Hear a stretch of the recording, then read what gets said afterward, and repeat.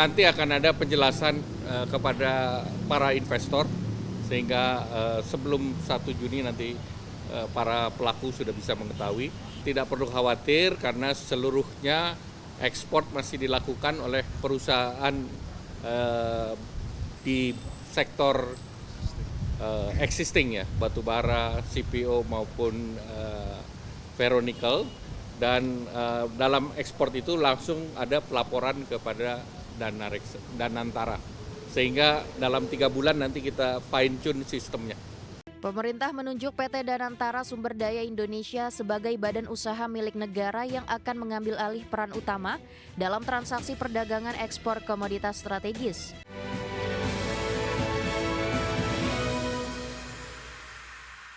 Pemerintah menunjuk PT Danantara Sumber Daya Indonesia sebagai badan usaha milik negara yang akan mengambil alih peran utama dalam transaksi perdagangan ekspor komoditas strategis.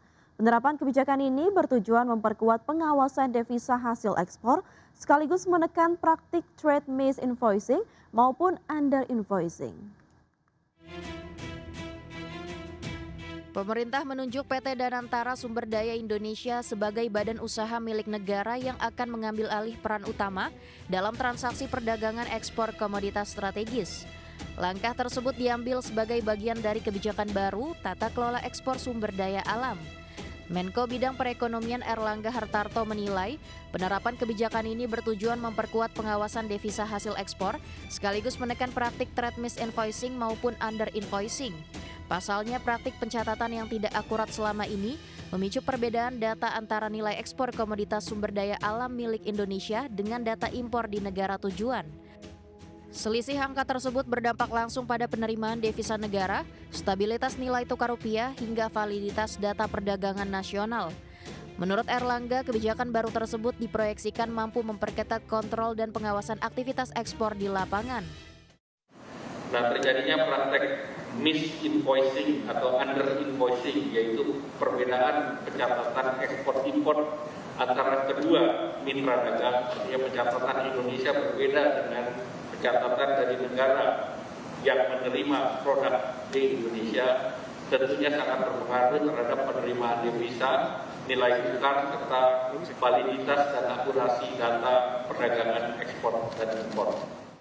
Pada tahap awal, skema baru ini akan diberlakukan pada 3 komoditas utama nasional, yakni batu bara, kelapa sawit, serta paduan berbasis besi yang mengandung sejumlah besar unsur selain karbon, seperti kromium pangan, atau aluminium, atau ferroalloy. Selama masa transisi, perusahaan eksportir masih diizinkan melakukan transaksi secara langsung dengan pihak pembeli di luar negeri. Meski demikian, seluruh pengelolaan dokumen ekspor harus melalui PT Danantara Sumber Daya Indonesia. Jakarta, Tim Liputan IDX Channel. Pemirsa, Bank Indonesia mengumumkan hasil rapat Dewan Gubernur periode Mei 2026. Hasilnya, Bank Sentral memutuskan untuk menaikkan suku bunga acuan BI atau BI rate sebesar 50 basis poin ke level 5,25%. Gubernur Bank Indonesia Peri Warjio secara resmi mengumumkan menaikkan suku bunga acuan BI sebesar 50 basis poin atau BI rate naik ke level 5,25%. Tingkat suku bunga 5,25% ini sesuai dengan ekspektasi pasar. Menurut Peri, keputusan menaikkan suku bunga acuan ini sebagai langkah lanjutan untuk memperkuat nilai tukar rupiah. Selain itu, kenaikan BI rate untuk mengoptimalkan upaya sektor keuangan dalam menstabilkan nilai tukar rupiah di tengah gejolak global. Rapat Dewan Gubernur Bank Indonesia pada tanggal 19 dan 20 Mei 2026 memutuskan untuk menaikkan BI rate sebesar 50 basis point menjadi 5,25%, suku bunga deposit facility naik sebesar 50 basis point menjadi 4,25%, dan suku bunga lending facility naik sebesar 50 basis point menjadi 6%.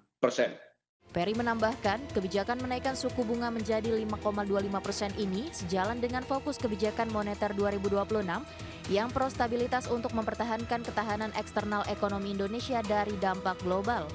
Sementara itu, kebijakan makroprudensial terus diperkuat untuk mendorong pertumbuhan yang pro-growth. Dari Jakarta, IDX Channel. Pemirsa, PT HM Sampurna Tbk resmi mengumumkan pembagian dividen tunai senilai 6,54 triliun rupiah dari saldo laba tahun buku 2025. Dengan jumlah tersebut, pemegang saham akan mengantongi dividen tunai sebesar Rp56,3 per saham. PT HM Sampurna Tbk resmi mengumumkan pembagian dividen tunai senilai 6,54 triliun rupiah dari saldo laba tahun buku 2025. Keputusan ini telah mendapatkan persetujuan pemegang saham dalam rapat umum pemegang saham tahunan yang digelar Senin 18 Mei 2026. Dengan jumlah tersebut, pemegang saham akan mengantongi dividen tunai sebesar Rp56,3 per saham. Berdasarkan keterbukaan informasi di Bursa Efek Indonesia, manajemen menetapkan tanggal akhir periode perdagangan saham dengan hak dividen di pasar reguler dan negosiasi jatuh pada Selasa 26 Mei 2026. Kemudian pemegang saham yang berhak menerima dividen wajib tercatat dalam daftar pemegang saham perseroan pada Selasa 2 Juni 2026 pukul 16 waktu Indonesia Barat. Adapun proses pembayaran dividen tunai kepada pemegang saham akan dilaksanakan sepenuhnya pada Jumat 19 Juni 2026. Merujuk pada kinerja keuangan perseroan pembukaan laba bersih senilai 6,61 triliun rupiah sepanjang tahun buku 2025. Perolehan tersebut turun tipis 0,55% secara year on year dibandingkan dengan capaian 2024 yang sebesar 6,64 triliun rupiah. Penurunan laba bersih ini sejalan dengan kinerja puas pendapatan perseroan yang terkoreksi. Berdasarkan laporan keuangan yang telah diaudit, penjualan bersih terpangkas 4,84% year on year menjadi 112,17 triliun rupiah. Berbagai sumber untuk ID Action. PT Medco Energi Internasional menegaskan komitmennya dalam memperkuat ketahanan energi nasional di tengah ketidakpastian global. Ya, melalui peningkatan produksi migas, pengembangan proyek gas strategis hingga ekspansi energi terbarukan, perusahaan terus mendorong pasokan energi nasional agar tetap andal dan berkelanjutan. PT Medco Energi Internasional menegaskan komitmennya dalam memperkuat ketahanan energi nasional di tengah ketidakpastian global. Melalui peningkatan produksi migas, pengembangan proyek gas strategis, hingga ekspansi energi terbarukan, perusahaan terus mendorong pasokan energi nasional agar tetap andal dan berkelanjutan. Produksi migas Medco Energi naik 18% sepanjang kuartal pertama 2026. PT Medco Energi Internasional membukukan produksi migas sebesar 170.000 barel setara minyak per hari atau naik 18% dibandingkan tahun lalu. Peningkatan ini ditopang oleh berjalannya proyek pengembangan migas secara disiplin dan sesuai jadwal. PT Medco Energi Internasional menilai kemitraan jangka panjang antara industri dan pemerintah menjadi kunci dalam menjaga ketahanan energi nasional. Di Sumatera Selatan, pengembangan gas koridor PSC dan Sakakemang PSC terus berlanjut dengan target produksi perdana dimulai pada tahun 2027. Sementara itu, proyek Senoro Pas 2A di Sulawesi ditargetkan beroperasi penuh pertengahan tahun ini. Medco Energi juga memperluas bisnis ketenaga listrikan melalui pengembangan Ijen Geothermal, Batam IPP, dan Sumbawa Solar PV. Saat ini kontribusi energi terbarukan PT Medco Energi Internasional telah mencapai 26% dari total kapasitas terpasang. Perusahaan menargetkan angka tersebut meningkat menjadi 30% pada tahun 2030.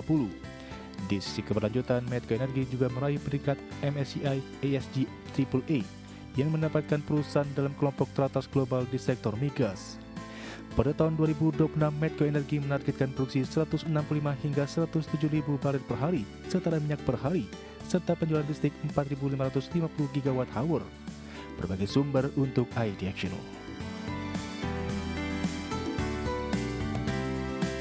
Ya, PT Jantra Group Indonesia Tbk menetapkan susunan direksi baru dalam rapat umum pemegang saham luar biasa yang digelar pada hari Rabu 20 Mei 2026. Ya, selain perubahan pengurus, pemegang saham juga menyetujui penyesuaian klasifikasi baku lapangan usaha Indonesia sesuai peraturan Badan Pusat Statistik nomor 7 tahun 2025. Dalam rapat umum pemegang saham tahunan, Direktur Utama PT Jantra Group Indonesia Tbk, Imam Sujono mengatakan bahwa tahun buku 2025 menjadi fase strategis bagi perseroan, terutama dalam penguatan operasional, pengelolaan keuangan hingga persiapan menuju penawaran umum perdana saham atau IPO. Adapun untuk 2026, fokus utama perseroan yakni mencakup penguatan kualitas sumber daya manusia, digitalisasi sistem operasional dan layanan pelanggan. diversifikasi produk serta ekspansi wilayah operasional. Di saat yang sama, perseroan juga mulai mempersiapkan transformasi menuju era kendaraan listrik dan kendaraan otonom sebagai bagian dari strategi keberlanjutan bisnis jangka panjang.